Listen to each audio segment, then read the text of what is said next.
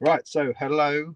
I'm live streaming again, sort of inadvertently, spontaneously, and those sorts of words at the moment. If you joined us last Friday for our Erica Synths VCO build, this fella here, you will know, that way up, that we didn't get very far. No, we did get far. We got this far. We got this far where we had a bleeding oscillator oscillating out of this output all over the place, making noises and moving stuff about. And it was fantastic. And we learnt so much about all these bits and pieces. Now, the problem was that it just took too long. And in 2 hours, this is as far as we got. And we're on to page like 13 out of 50, which, yeah, was not as far as I'd hoped to get. I'd hoped to get to the point, well, I'd hoped to get through the whole thing. Soldering the whole kit together, and that just was not going to happen. But the whole thing was an experiment, so I'm okay with that.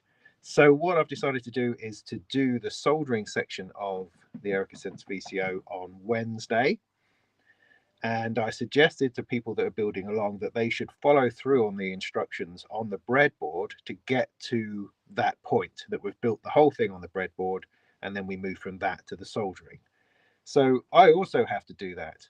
And so to do that, I figured I'm just going to have to get on with it. So I'm going to have to sit here, get on with it. So I thought, why not do a kind of a lo-fi ad hoc live stream while I'm doing it, using Restream just to go out to all the channels like before, but in a much less professional, less coherent fashion. So I'm just going to sit here, I'm going to work through it, I'm going to talk about it as I do it, like I would if I was doing a big live stream, and just see where we get to. It might be a disaster. I mean, one of the things that really came up on Friday was that not all the information that I felt I needed was available in the very detailed manuals, and that caused me a bit of frustration. And having sort of reflected on that over the last couple of days, I'm trying to think about it differently, because what this is ultimately doing is forcing you to learn. And it can't force you to learn things if it just gives you everything, if it shows you exactly what's supposed to happen. You need to think, you need to look at things, make decisions, and in some ways, the restriction of that information means you have to work a bit harder, and hopefully that will enable you to learn more. Well, that's what I'm going for. That's what I'm going for anyway. Something along those lines. So anyway, I am restreaming this on my phone to everywhere. It's also giving me an opportunity to practice doing that on my phone, because I'm going to have to do that on Thursday for the performance at Gringo's in Norwich. So I'm just seeing how this works. Hey, Ken. Yeah, I learned a lot too. So okay, so that chat bit is working. That's good. I can see that, so that will help. So if you wanted to comment, you're welcome to. But what I'm going to do, I'm going to grab my chair, I'm going to sit down, and I'm just going to work through the rest of this manual to see if I can get this thing further along the line. So to start off, I reckon I probably better see if I can get sound out again before I do anything else. But there's no promises. I've got like an hour before lunch.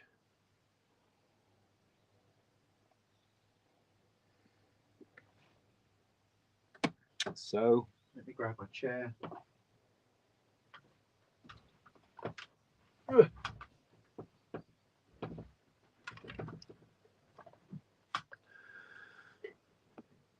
I hope you can see all right.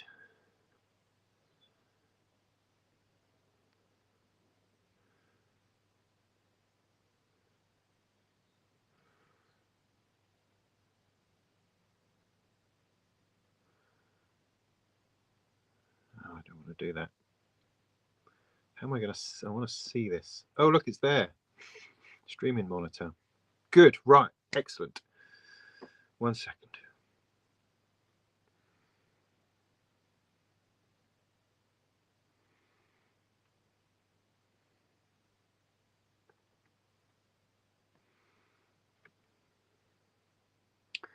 Good. So as I say, I'm only doing this on my phone, so I don't quite have the finesse perhaps of before, but for the moment I've just got to remember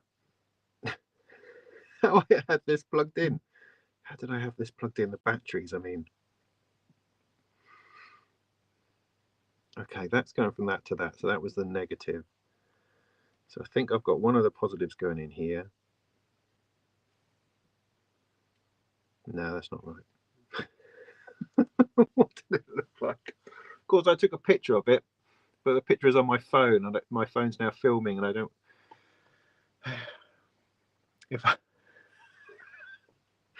So, how did I have these batteries? I know I'm trying to get positive because this is 0, so that needs both.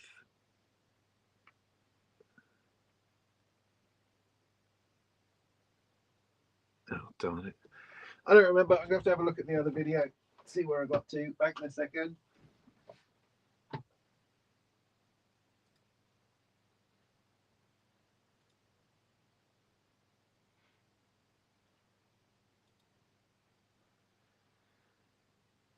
So talk amongst yourselves.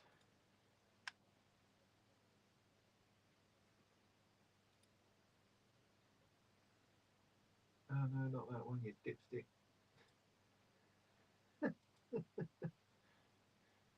The one that I did. There we go, there we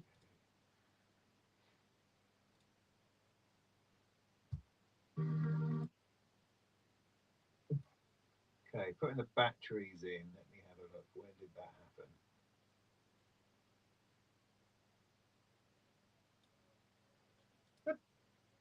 Who would have believed it? Okay, so oh look at that, that cable. Oh, so red went into there,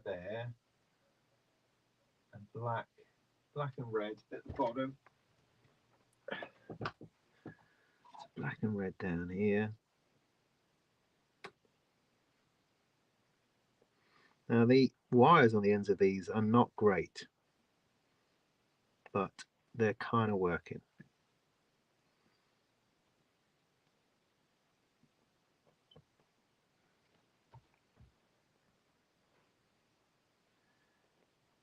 Yeah, I remember Ken, yeah. And then at the top I had red and black.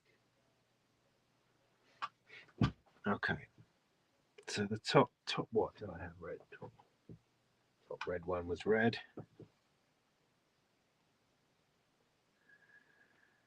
And this goes into the same one as that. Well, that should be it. So the idea was you're creating a 0-volt rail, which is getting both batteries, a positive and negative, together. This was bridging over to there to make another 0-volt rail, I'm assuming. And then this is my negative on the plus, and that's my plus. Anyway, let's see if we're getting anything.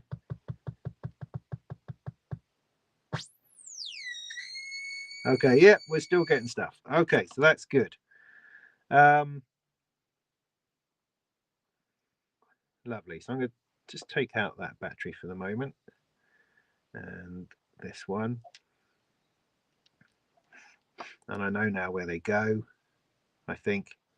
Otherwise, I'll just go and have a look at it again otherwise. Cool, right, okay. Thanks, Dan.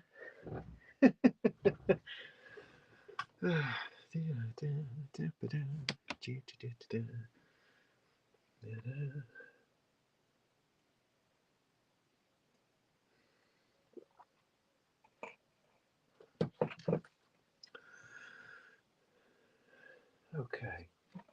No, I'll leave that there. There's a beautiful thing. Right, now I've got to find out where I was. Got to sequencers, didn't we? That's where we got to. Changing the frequency, did all that. Okay. Sequences, scaling and offsets. Now the idea being that our signal, our VCO output, is only through a very small range of changing this pot here. And what we want it to do is to span 5 octaves across 5 volts. And at the moment we've got all of the octaves across just a couple, hardly a point something of a volt. So to fix these problems, we'll deal with the sequences size. Hang on, did I miss something?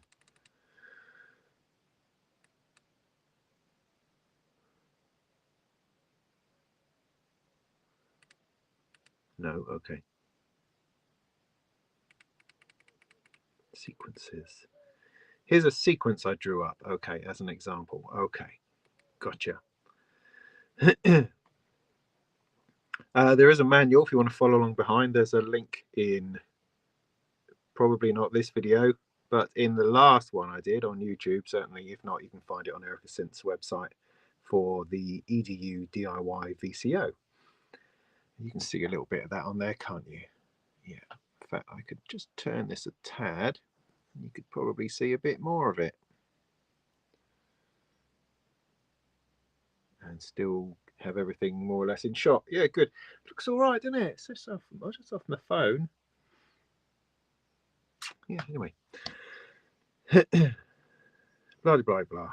It's just too big. Okay, to fix the problems, I need to deal with the sequence's size or the voltage range. Since all we're really trying to do is scale a set of voltages down, a simple voltage divider should do the trick. Our sequence has a maximum range of 5 volts, and our transistor's usable region spans about 200 millivolts. So our input voltage is 25 times bigger. Okay. So I think what we're saying here is we're not trying to expand the range of the transistor, because the transistor's range is what it is. What we're trying to do is translate the full turn of the knob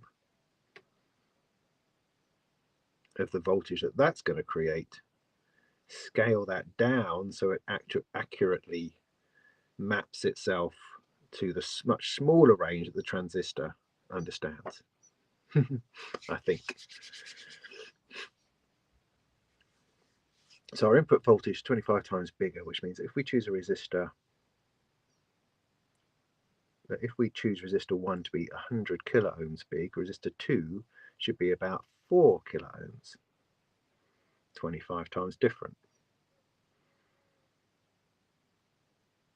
That divides voltage, does it?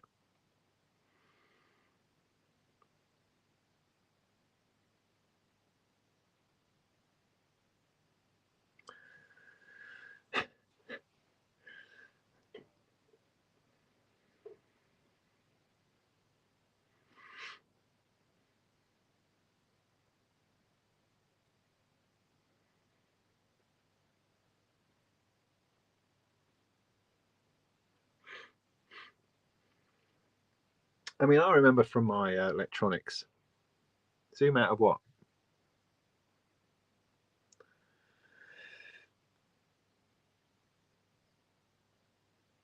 What? Okay, I don't know. So, so yeah, my electronics that I remember, and from physics is that voltage equals current times resistance. So the voltage, if we're using 100k, so then if we reduce that to a 4k, 25 times smaller, the voltage gets smaller. I don't quite understand this corner in. Does that mean that stuff going, I don't know, stuff going,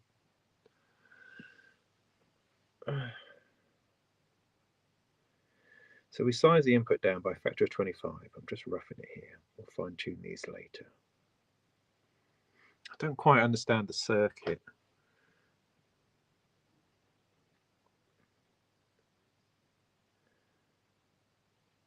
So you've got 2 resistors.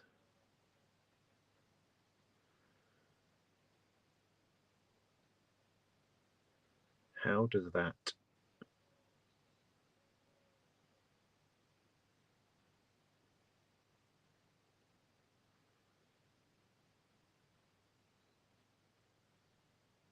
I don't know. My brain's not particularly working today. I'm so tired. This whole week of stuff has really done me in, and I didn't have a busy weekend in particular, but lots of running about.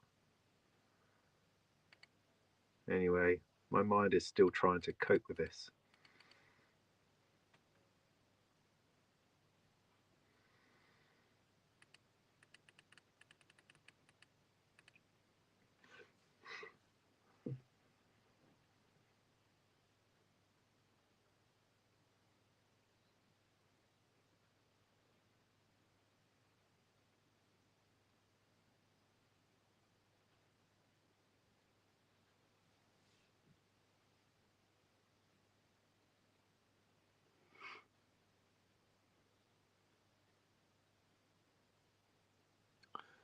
What part of the circuit are we looking at? Well, the geezer's talking about, he's put in a theoretical sequence into our oscillator, which is hitting the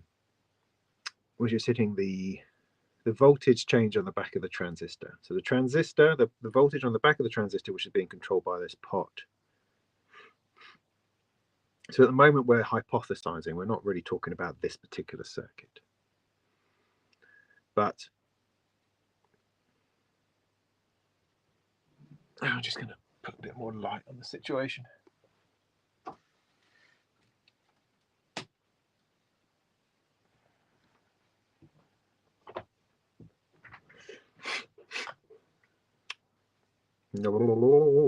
So yeah, theoretical sequence going in. So in order to have the voltage coming from this theoretical sequence, or this pot, if you like, into the transistor, we need to scale it down. Now he says you can scale it down using a voltage divider, and then gives us a circuit. I'm assuming that's what that looks like. I don't quite understand how it works. As I say, I understand that as you change the resistance, the voltage changes because they're related to each other through V equals IR, assuming the current is the same. So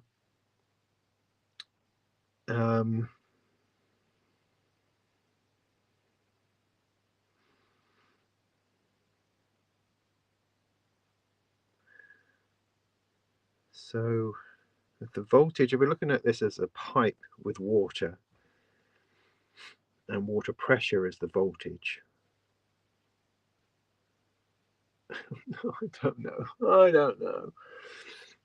don't know. Okay, but I understand the idea that using a 4K resistor, it's 25 times smaller than the 100K resistor.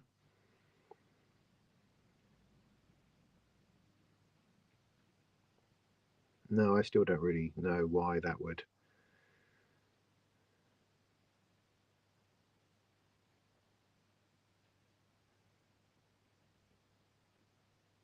Yeah, I don't know. I don't. Okay. I'm going to continue on, regardless of my not really understanding at this point.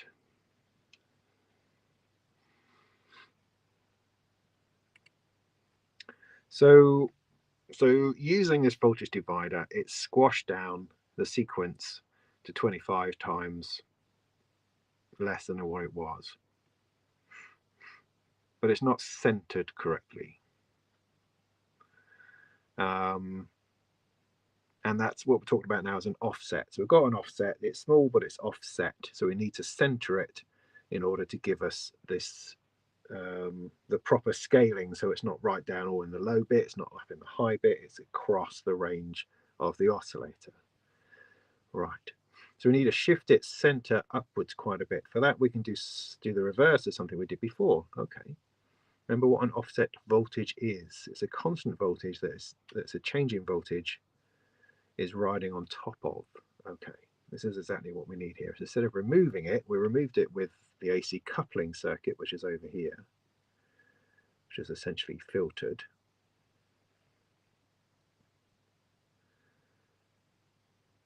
So this time, rather than removing something, we'll be adding it. Apparently this is very simple.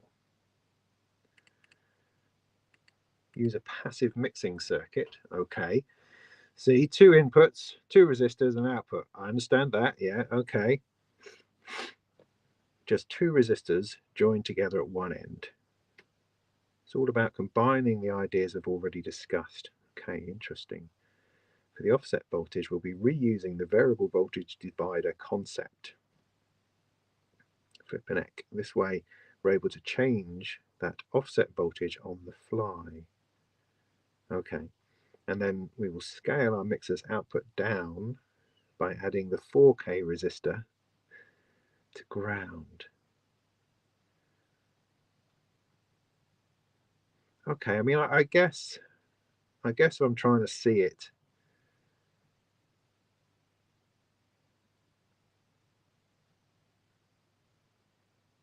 Because resistors restrict flow. So if you've got a pipe with water in it and you stick another pipe off it, then isn't all the water going to go down there? I guess it can't all go down there, so some of it still carries on, and that's the reduction in.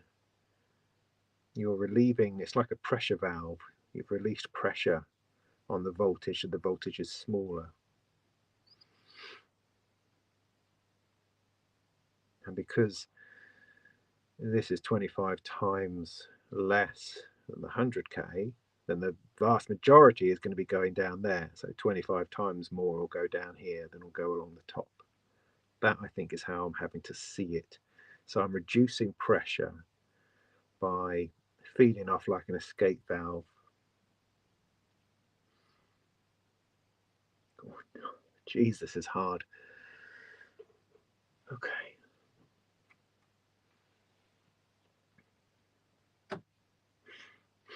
So we're going to scale our mixer's output down by adding a 4K resistor to the ground. This basically creates a voltage divider with 2 inputs, which works like a regular 1 input version, but with 2 combined voltages. What we're doing the combined one for? Oh yeah, for an offset. That's right. By mixing 2 things together.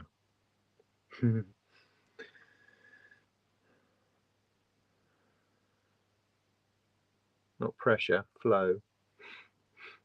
Okay.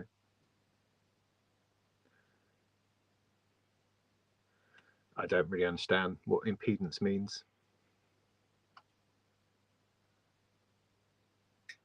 When I'm talking about pressure, Stan, I'm talking about earlier on, we talked about the concepts of electricity in terms of water in a pipe, and how resistance restricts that pipe, and voltage could be seen as the pressure that builds up behind something, with water. So you increase the resistance, the pressure builds up, and it increases the voltage. So that's what I'm talking about when I'm talking about pressure. You could talk about flow, but as you say, that's more like current. So I'm just, yeah, I am trying to hold on to some metaphorical ideas in my head in order to visualize it, because I'm trying to learn here. I'm trying to understand what it is that's being said. Okay, so we did all of that. Please note there's no 4K resistor included in your kit. If you don't have one in your stash, oh no! What stash? Oh.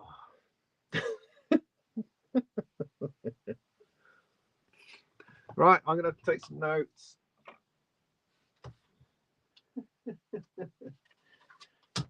Moritz, what are you trying to do to me? Okay, so page 15. There's no 4K resistor.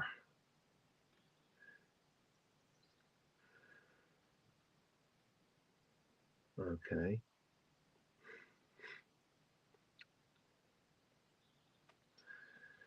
Question mark.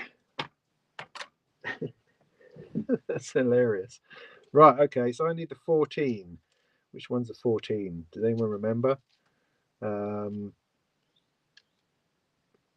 14.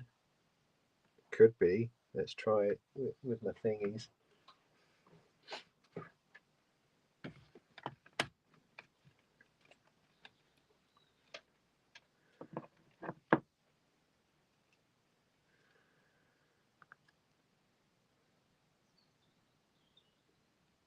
$14K, yeah. Okay.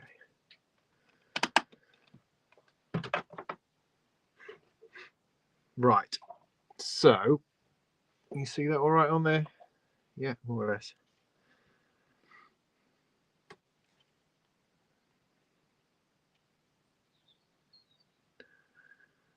So what's new in this thing?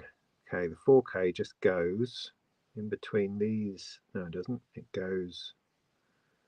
Oh, I've got a whole. Oh, I've got other things going in now.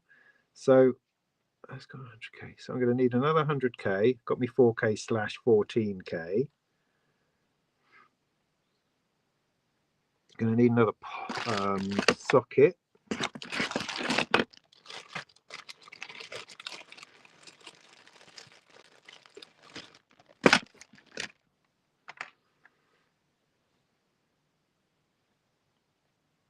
So socket, one of those. 100K. So I've got. I can. So come on, think.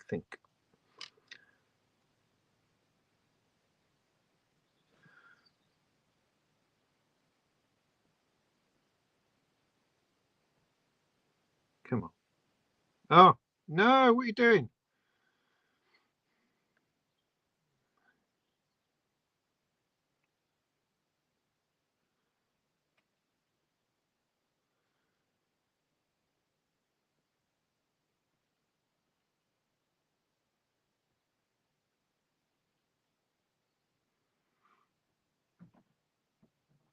Oh, this poor little Surface Go I've got here really does struggle to do anything very much.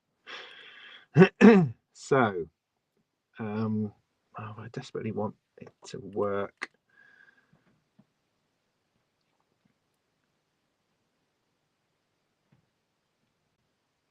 So the idea is we're going to add an audio socket in order to be able to put in a sequence. So this is creating a CV input. So this is our input that was on that last thing. So this input is going to connect to 100K, which is then going to have the 14K or the 4K siphon off it in order to make to make the range smaller. And this is going to the center leg. Is it? Yeah, the center leg of our transistor, to which we already have 100K in the pot up here. So that's the other side of it. So I've now got two inputs coming in, one from the pot, one from what will be a sequence, both of them going through a 100K resistor to get to the middle leg. Now that middle leg is being divided down by the 4K, which is going off to ground. Okay, right. So, gee, flipping whiz. This goes, which way do these things go? I don't know. It doesn't really matter where this goes. It just has to go in here somewhere. Okay. That's that in. So, 100K goes between there and the middle one. This needs to come. This is that leg. That leg is still happening. I'm going to bring that down one.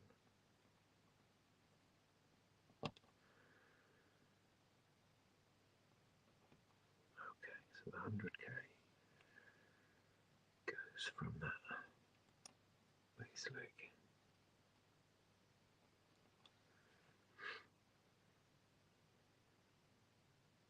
But where is that? No, that's not attaching there. That needs to attach.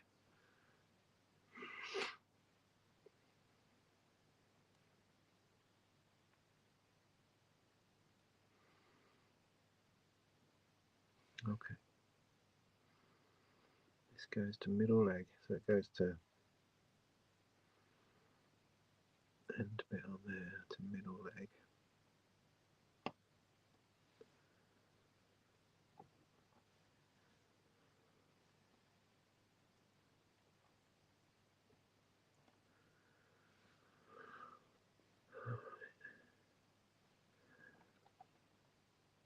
It's gone to middle leg. 14K1 goes on the same line, same middle leg, going to ground.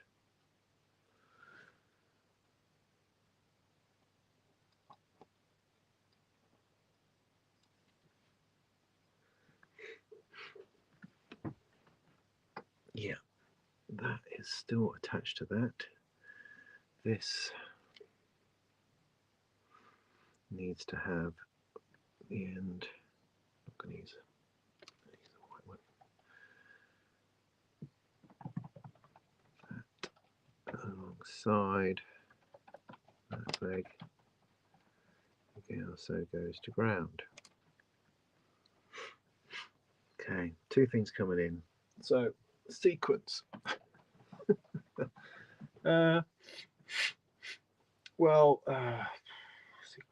Sequence.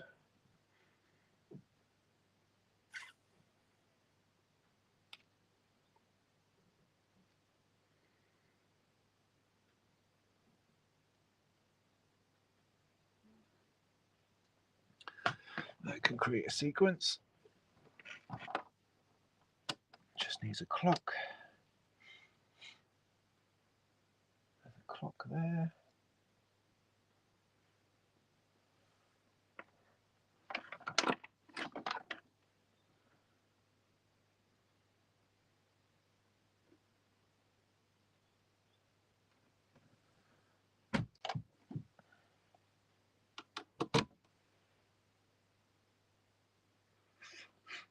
Okay.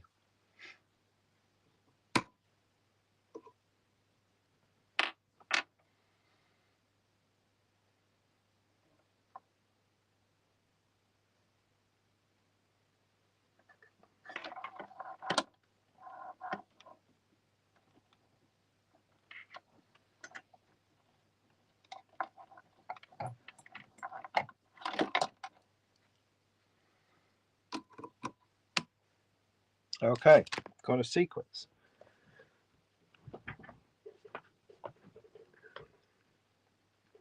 Let's put our power back in. Power goes in there. This one goes in there.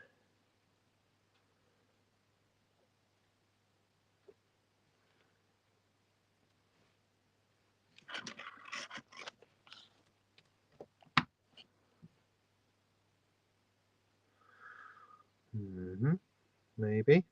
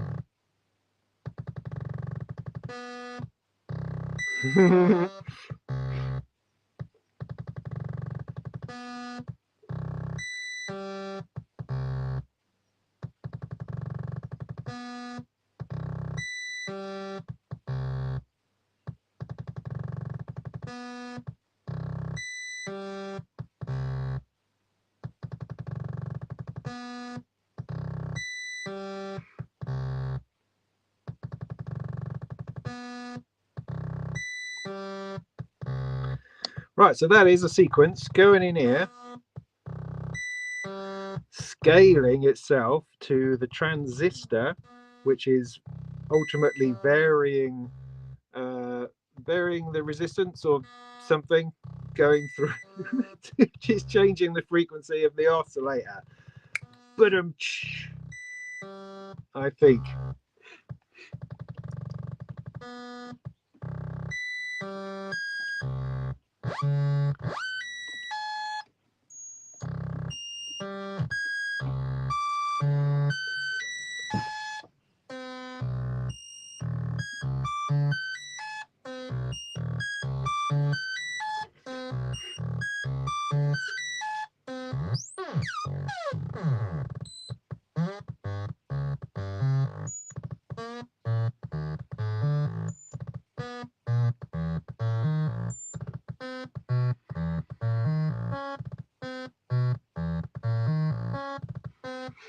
Nice.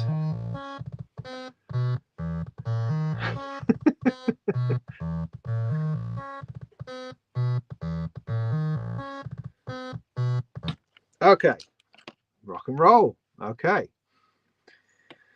So even though I didn't totally fully understand it, we got there. So we can now should be able to move the sequence up so that it fits within the transistor's usable voltage range. Yes, if you have a sequencer on hand, you connect it to your jack. Yes, did that. By playing around with the offset potentiometer, you should now be able to set the bass pitch for the sequence. Yeah, kinda. Yeah, great stuff. Yes, even though it won't sound at all harmonious. Well, no, speak for yourself. Plus, there is another problem. If you touch the transistor, you'll be able to hear how dramatically the sequence starts drifting, because the transistor's behavior is heavily dependent on temperature. Well, let's try that out. I can't actually get to my transistor. Oh, crikey.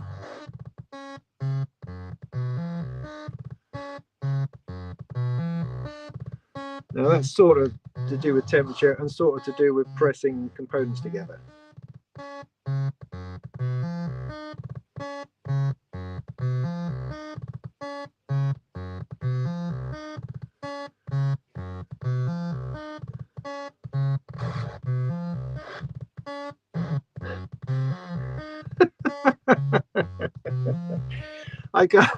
I can't touch it without doing bad things to other things. So I'll just have to take his word for it.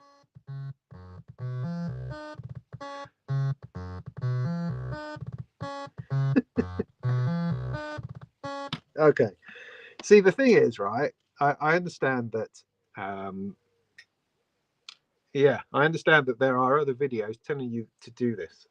I think what I'm endeavoring to show is whether this project, whether this educational project that Synths and Moritz have done together, whether there's enough there to take you through the whole project. If I have to keep looking at other videos, if I have to keep finding other resources to find things out, then in some ways it means that it's not really working as an educational device, as an educational piece of content, because it needs to have everything in there. I shouldn't need to go and have to learn about how voltage dividers work in order to tackle this. Do you see what I mean?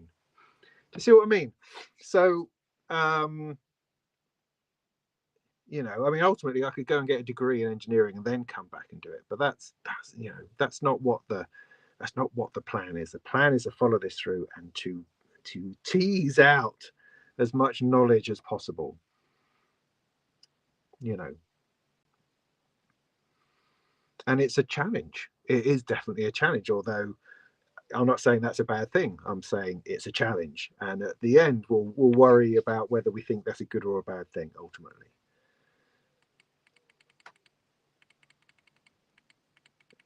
And I have a lot more of these to go. I've got a whole box of them over there.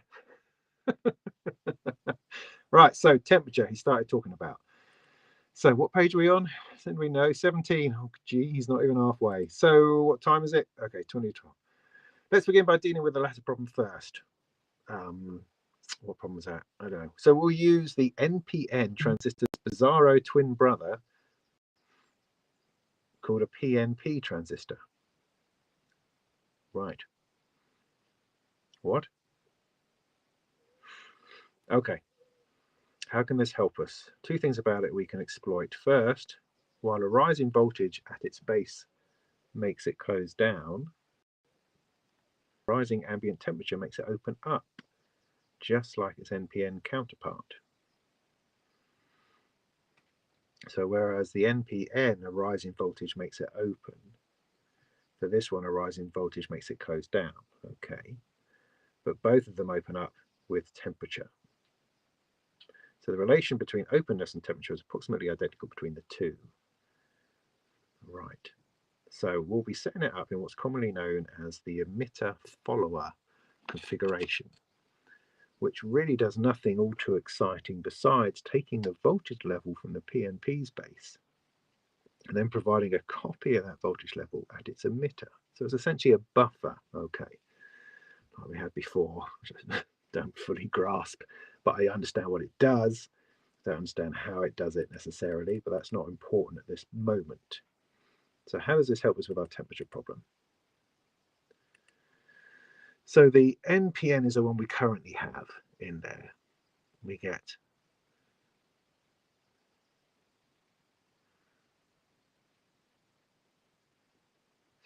what?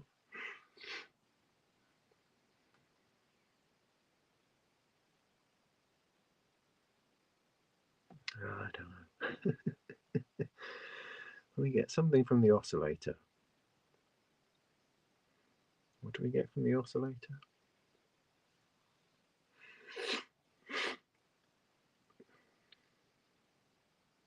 All right, don't worry about it. So this is our thing, and then we're adding this one to it, which takes something in.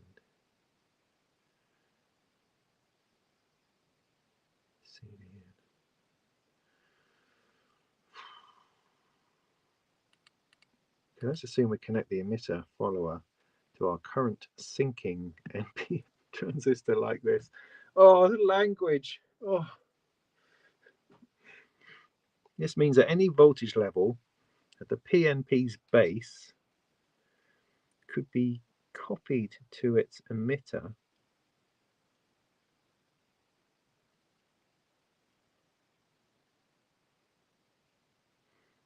and thereby applied to the base of the NPN. God, gee.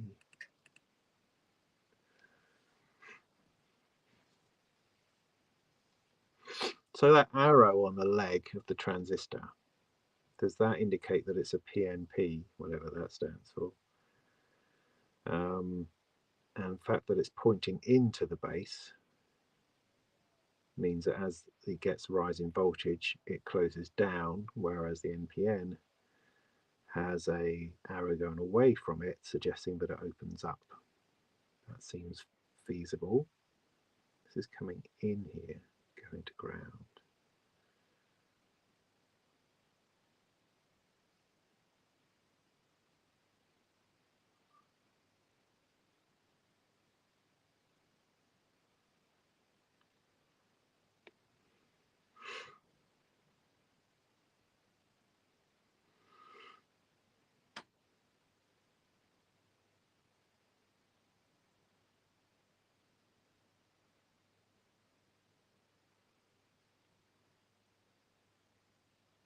I don't know. I don't know what I'm looking at. I don't understand at all.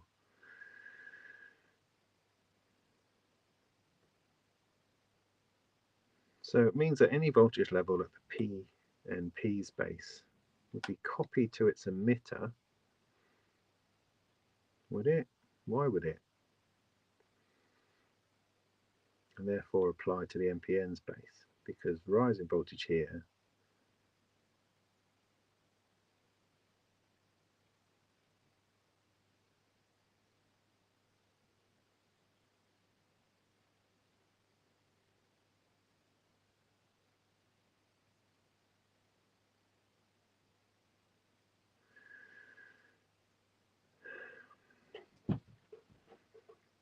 okay. So imagine that the circuit's ambient temperature is rising. For the NPN,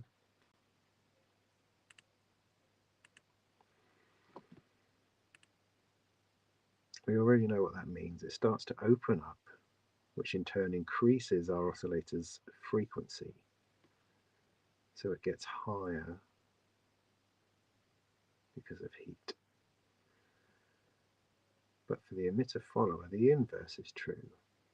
When the PNP gets warmer, it starts to open up as well, which will cause the voltage level at the emitter to drop.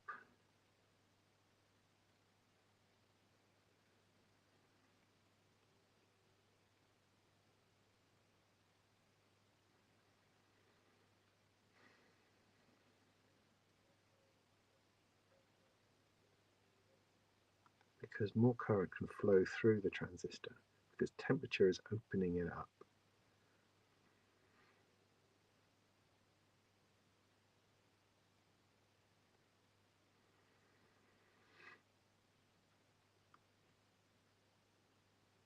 So as this opens up,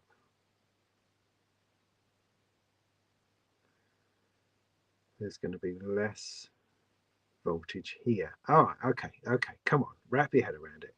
So as the PNP one gets hot, more stuff flows through it, taking away the pressure that's at the NPN. Because as the voltage increases here, it opens this up, allowing more through. So as this opens up because of temperature and lets more through by accident, this one, taking more through as well, reduces the voltage at the base, which therefore closes this down at the same rate that it's being opened up by the temperature. That's as far as my logic takes me, which sounds about right, even with not understanding it. So they correct each other in temperature, yeah.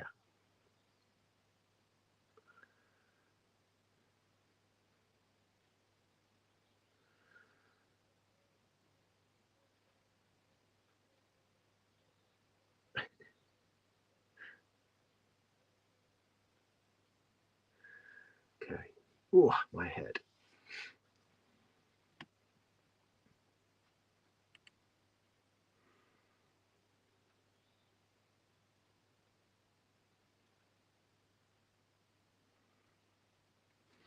So I'm just going to...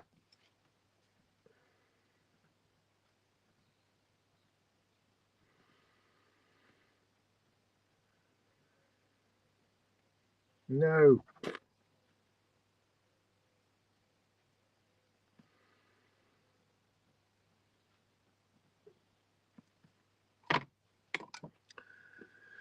It would be one hell of a long video going this all the way through at the rate that I'm able to grasp things.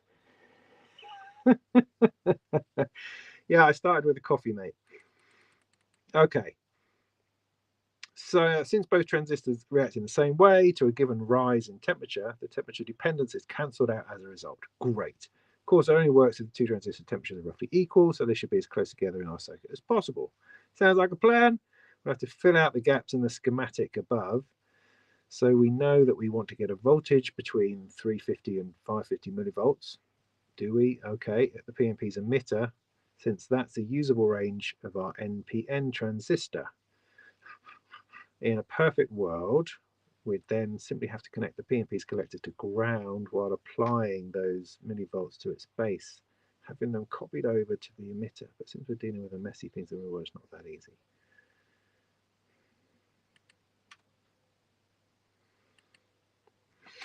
For emitter to work, we need to bias the transistor properly. If you remember how we added an offset voltage to our sequence earlier, you already know how to do this in principle, because the transistor biasing is nothing more than applying a steady voltage to its base.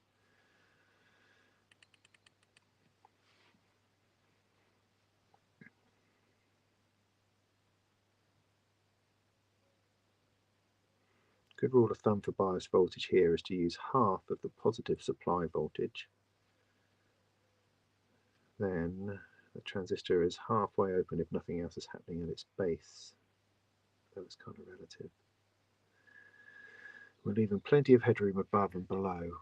Applied in our situation, we would need to bias our base with 6 volts or 4.5 if you're using 9-volt batteries here, which sadly is completely out of the question because it would also push our emitters followers output way beyond 550 millivolt line. So in effect, we can't really raise the base voltage by any substantial amount, which is quite a conundrum, because we need to raise it to properly bias the transistor.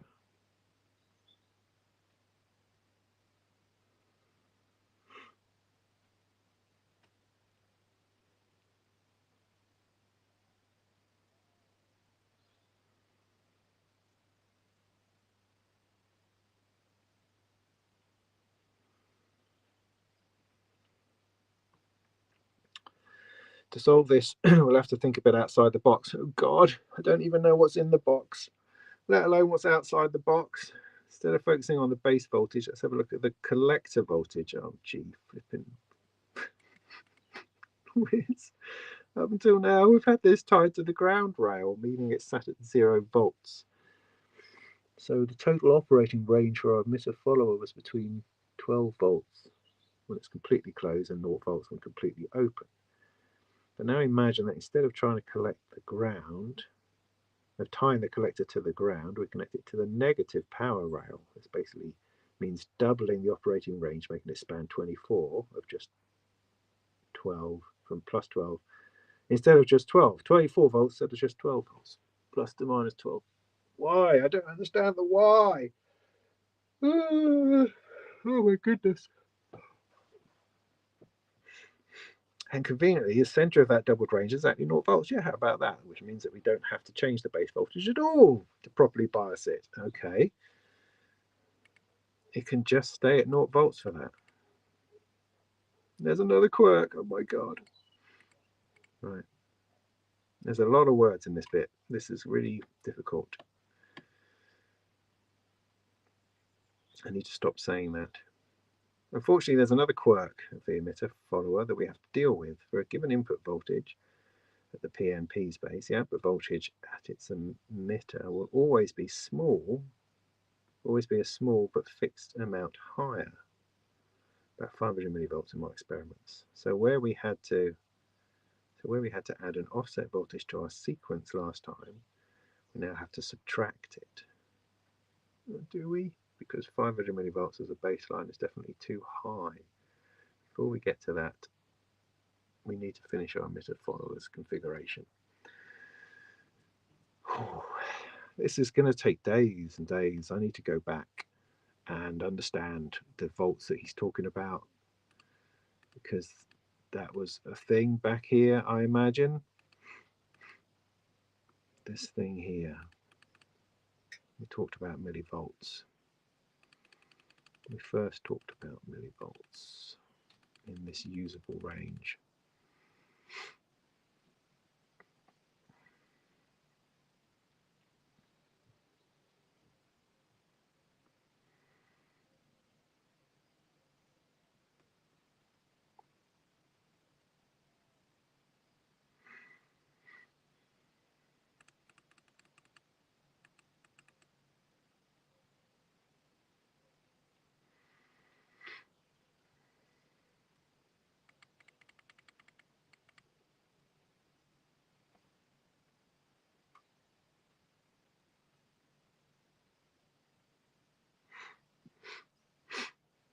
Yeah, as you say, Ken.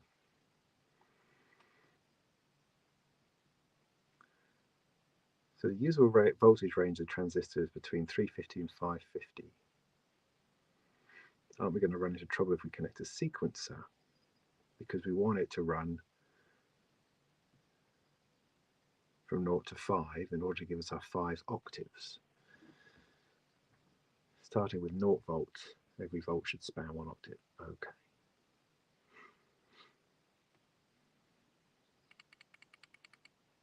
So then there's our usable thing, which is beneath 1 volt, and there's our sequence. We want to have that big. So what we did is we scaled down that sequence so it fits into the millivolt range of the transistor. But the transistor works from 350 to 550, not from 0 to 550, from 350 to 550. So with this picture here, this sequence needs to be pitched up to here so it fits between the range. So we shift it.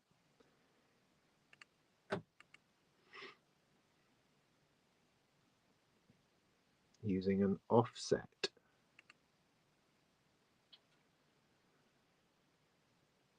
Which we do. So instead of removing an offset, which is what was difficult last time with the AC coupling, this time we're adding a voltage essentially, and we can do that with a couple with this bit here. Just two resistors. Yeah, all right. Using mixing it together.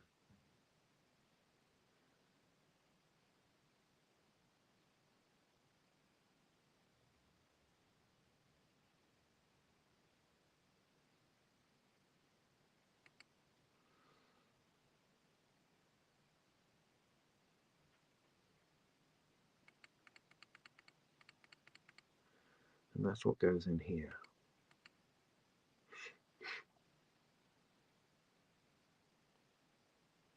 And that's what we got. Right, I'm with you on all of that. With you on that. Okay, dealing with the temperature. We add a second transistor, which is like the opposite of the first one, and that sort of closes as no, that opens as temperature happens. This one also opens as temperature happens. But as that one opens, it increases the voltage, which decreases that. So, okay, so those two transistors work. But then there's just a whole load of stuff. I understand that the function, the implementation is difficult. So we know we want to get a voltage between 350 and 550, yes. Since that's a usable range, yes. So then in a perfect world, right, we apply 350 to 550 volts to its base, copy it over to the emitter,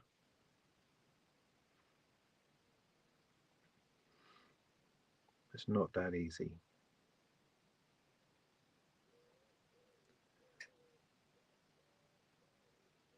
So it says for it to work, we need the bias of the we need to bias the transistor properly.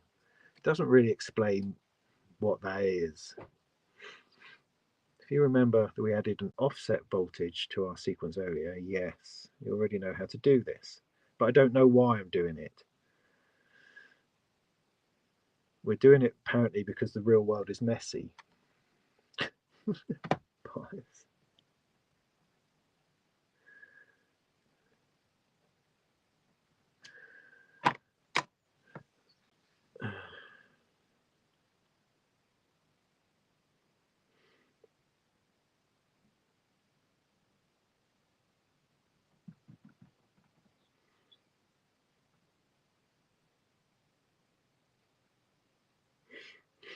So the rule of thumb for a bias voltage is to use half of the positive supply.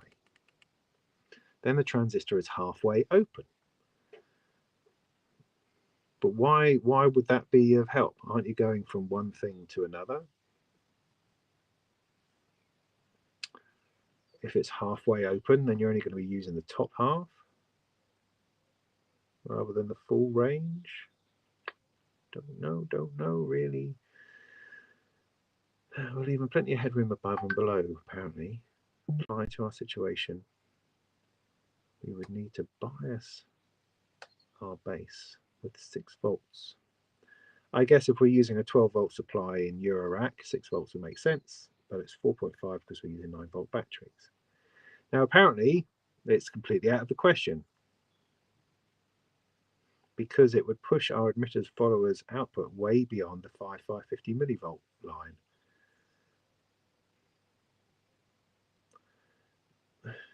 But we've already scaled it. So I don't understand what it means by that's out of the question. I mean, 6 volts, of course, is out of the question, but so is 12 volts. So is anything other than 350 to 550 millivolts.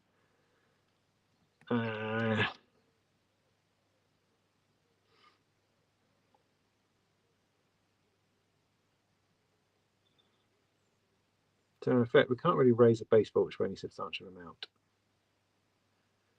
because we need to raise it to properly bias the transistor. Again, I don't know why. I don't understand what that is.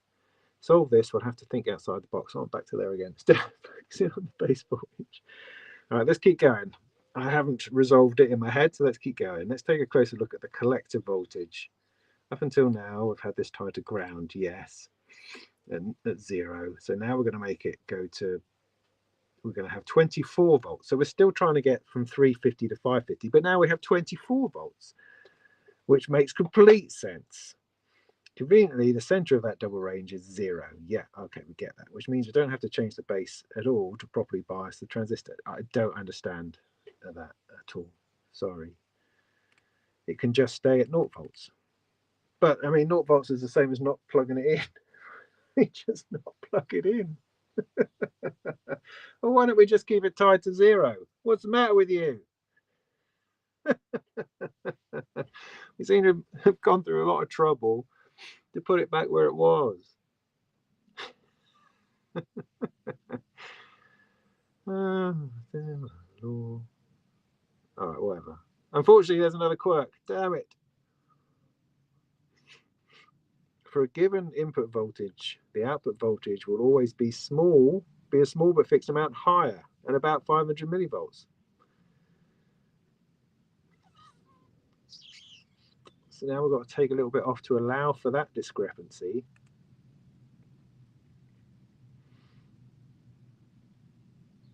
See, maybe the answer is that we shouldn't be using this bloody transistor in the first place with its teeny-weeny range. Maybe there's a better thing to use. Okay, all that's left to deal with here apparently is the emitter's resistor value. You'll probably be surprised to hear that it doesn't really matter for our purposes. I'm not surprised at anything anymore. As long as there's some resistor there, everything should work out fine. Hooray! Because for a given voltage at the base, the relation between resistor and the openness of the transistor is always going to be approximately the same. Because the resistor value is bigger, the transistor will automatically be more closed. If it's smaller, the transistor will be more open. Because if the resistor value is bigger, the transistor will automatically be more closed. And if it's smaller, the transistor will be more open. That's why the emitter follower is commonly referred to as a negative current feedback circuit. Oh, great. It's pretty much always taming itself.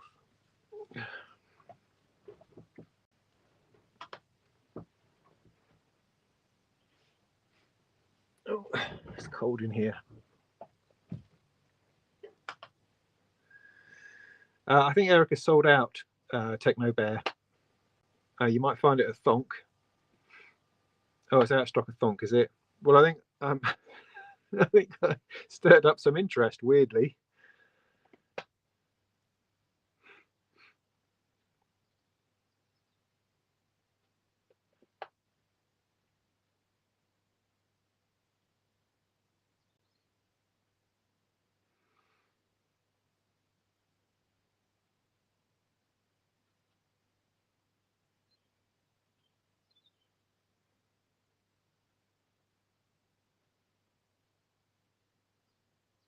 Well, I watched the video Techno Bear, but there's more than one video. There's lots of videos, many videos on all sorts of different things. I mean, I watched a video on using breadboards because we're going to be using a breadboard, and that was helpful.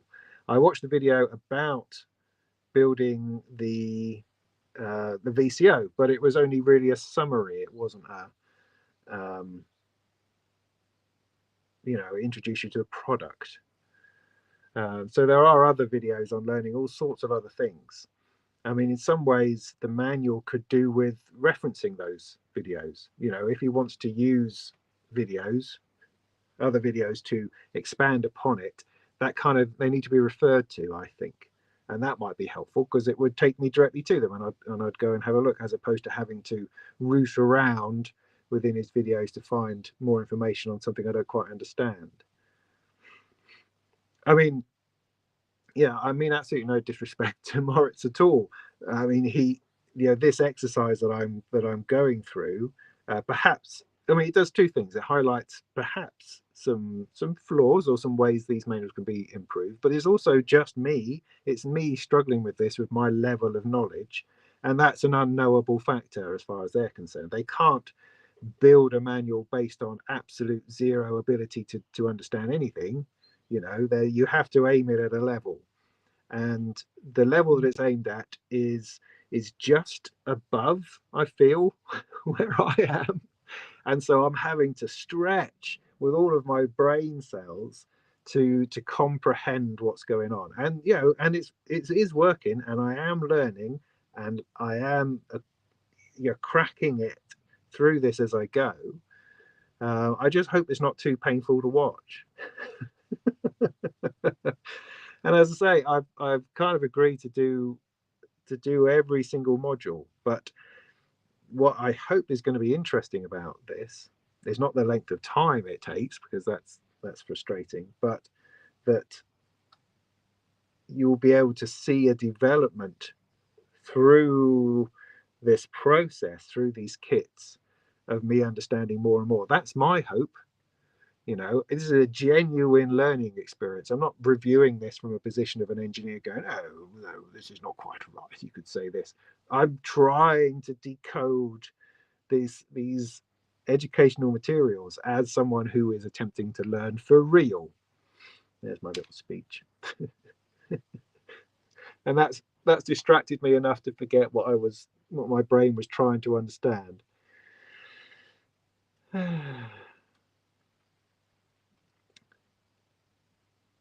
Right, so there was something about a resistor value that didn't really matter because it's all relative, man. And you end up with this negative current feedback circuit, which is pretty much always taming itself.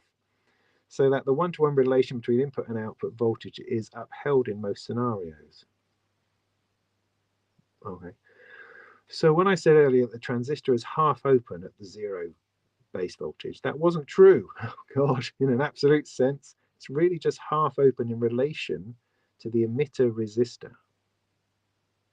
which still leaves us with the question of which value to pick. That question is not completely irrelevant because while the resistor value doesn't have much of an impact on the output voltage, it does determine the maximum output current.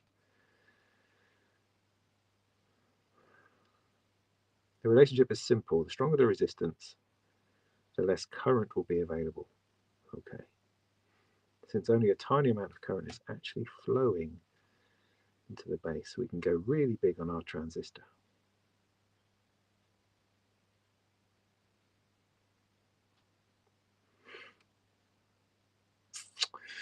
I'm sort of missing causality. That's the thing.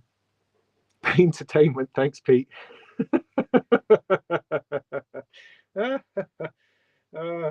Breadboarding or is it waterboarding? That's the question.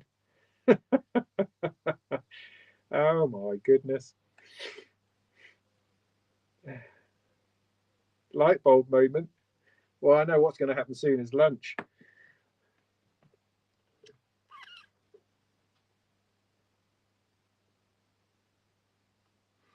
Right, so I'm on to the next bit of breadboarding. Okay, so I mean, there's lots in there that I don't fully grasp. Oh, so a whole lot has disappeared.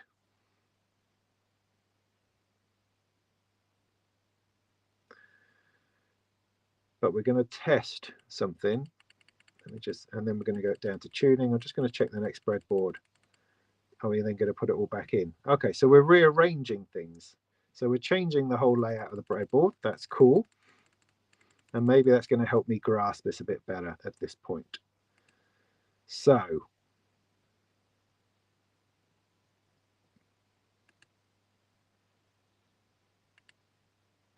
we're introducing this other transistor. Now, he hasn't mentioned what the other transistor is, but I guess it's this one, as it's the only other one in the thing. It's called a 558.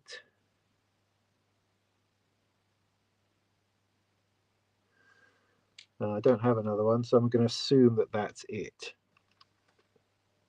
I could attempt to type into here.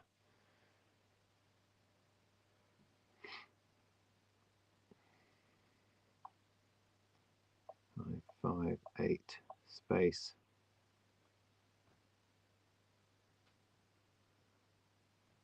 Oh.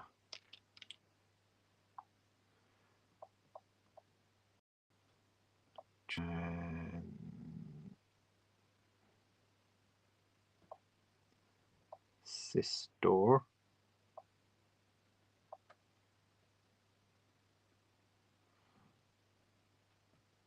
The screen has had it.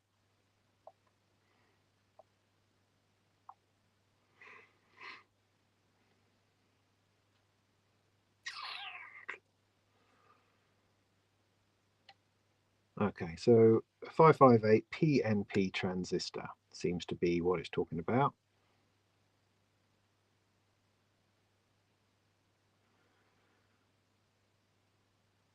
558 belongs to the PNP family, current control device, blah blah blah. Emitter has the arrow going in, and then collector. Okay. All right, yeah, so that's what that is. Oh, I might need to keep my things on in order to see what the heck is going on. Just going to take my battery out for a minute.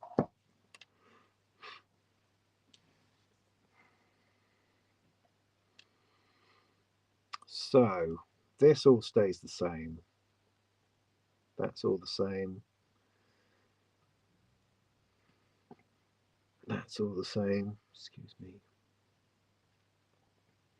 Now I'm going to put my 2 and 2 back in, because I swapped it for a different capacitor at one point in order to change the pitch, and that was fun.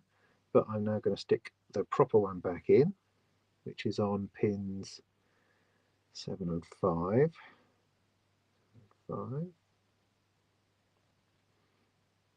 Just so I don't mess that up. Okay, so that's still there. Those 3 are still there. Down here, I'll get this going onto my transistor, that one going back to the other one.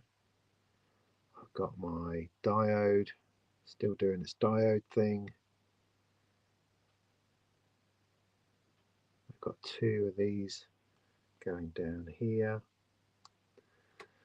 Right, so it's this fella I can take out.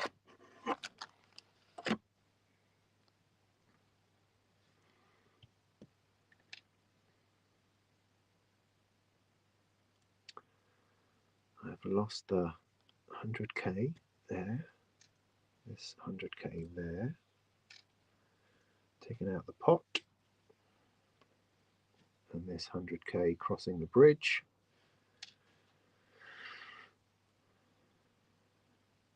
These 2.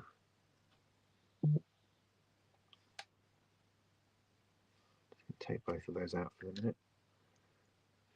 Okay, so I've got my N here, 1, 2, 3, and the middle one is going to go to the, so these go opposite, going to go to that leg, which is like the emitter leg.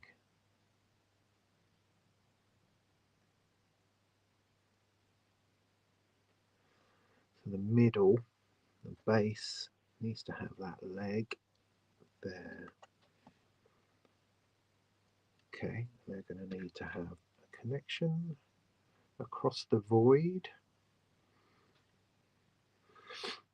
base to that leg.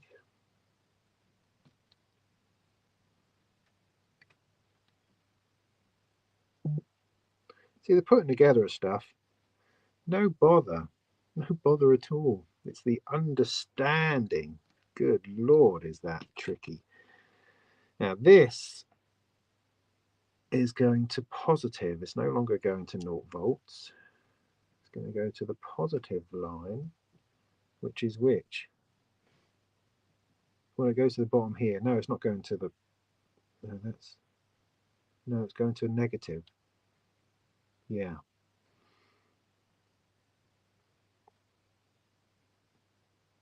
That's right, it's going to the negative line. So I'm not going to use my red. I'm try to keep that for positives. So that is going down to, I know it's the red line on here, but it is actually the negative. Okay, that's good. That to there, that to there. That's going down to there. Then at the top end, I've got the middle leg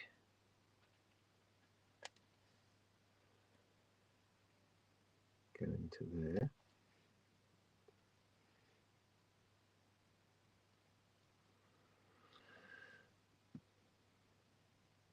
And then I just need me 1 meg, apparently. 1 meg. Which was that one? So I used that, didn't I? It's probably this fat one here. Well, let's check.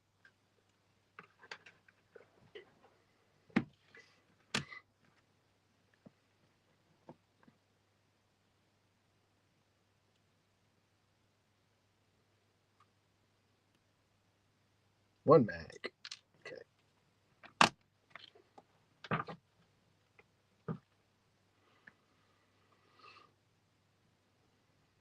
And this is going off that emitter leg to positive.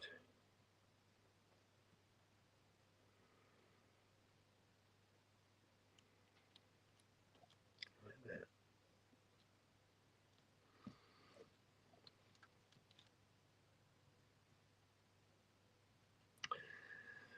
All right, at this stage I kind of know, I kind of understand what it's attempting to do, but I'm unable to articulate it like I have done previously. I can't quite yet. I can't work that out. I understand what the two transistors are attempting to do to each other. It's this BIOS thing I don't quite understand, I'm afraid. Let's see where we get to with this. So to test this, we'll connect the PNP's base to ground. Okay. Well, no, yes. Okay, yeah. No, that's because that ground is linked to there, right? This will give us an output voltage of somewhere around 500 millivolts, which result in an audible frequency from our oscillator, even if it's going to be pretty piercing. Try touching the transistor and it should pitch downwards. Okay, so let's try this out. So red into there, red into there, red into there. Okay, that's definitely high. And then you want me to touch that to warm it up. Not hearing that really. God, that hurts.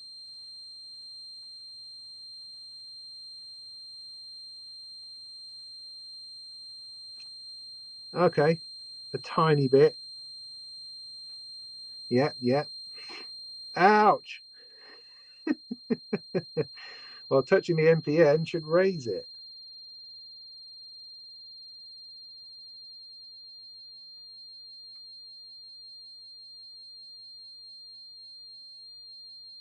Yeah, I mean, just a tiny bit. Gee, flipping whiz. Okay. As I say, I understand this relationship between these two transistors, how they're both raising temperature and they cancel it, and that change cancels each other out. Got that? That's awesome. Is this an oscillator? It says Gold Razor. Yeah, flipping is. Oh, there's a hence in there somewhere. What was that? I think they're trying to say that resistance limits current. Yeah, hence the current limiting resistor term. Yeah, maybe. Maybe. Dum-de-dum. Dum-de-dum.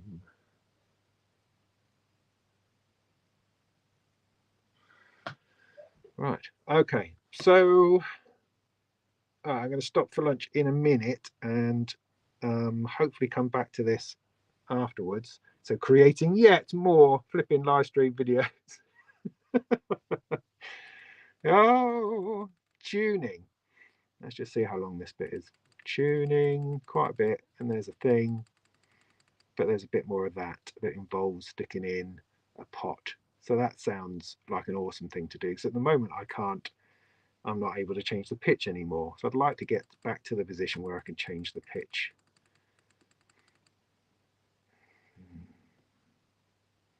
Okay.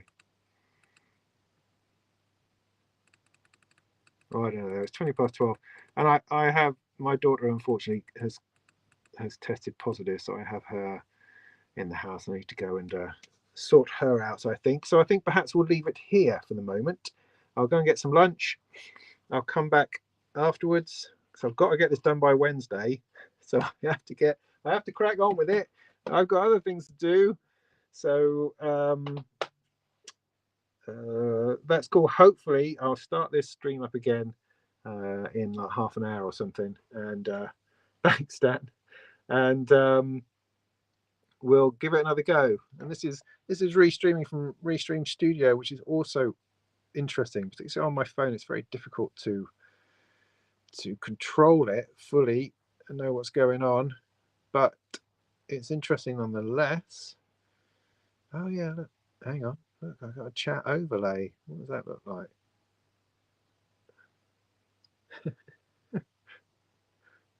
Oh, look at that.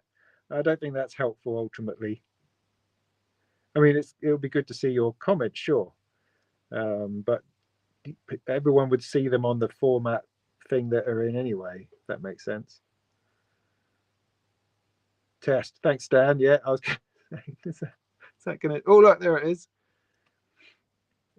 Oh, see, that's quite exciting. That is quite exciting.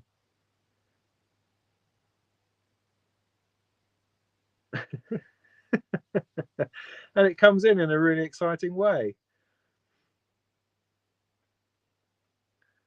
I don't know. Is that better, or do we just want to concentrate on the thing? I don't know. Let me know in the comments whether you think comment overlay. Yeah, it's fancy. It's definitely fancy. Is a positive or negative thing. I mean, there is a lot of don't you dare, Ken. There is a little bit of kind of, it makes a bit, because this is a very this particular thing, this Erica Synths bit thing has been very community led, as in I've needed your help, but maybe having that on there is a useful thing so that everyone can see the interaction easier than having to look at the comments as well. Don't know. We'll tell you what, after lunch we'll leave this on and see if that's better or worse for people. But in the meantime, thanks very much for tuning in. Yeah, I know, that's the downside, Skull. Do you need this overlay? No, not necessarily. It's just, is that interesting to people? If people are watching, what I'm trying to say is if people are watching on YouTube, are they seeing the comments, or do you have to open the chat window to see the comments? And then you're only getting the comments from the platform you're watching it on, as opposed to the other platforms that potentially people could be watching it on too, if that makes sense. Oh, I don't know. I'm just trying stuff out. So anyway, it does make the overall screen, though, of course, smaller. So I think there's perhaps a more elegant way to do that. And maybe there's a way I can mess around in Restream Studio to make that happen so that it doesn't do that quite so big. Anyway, blah, blah. I'm going to have some lunch and I'll probably, not absolutely, but probably turn this on in about half an hour.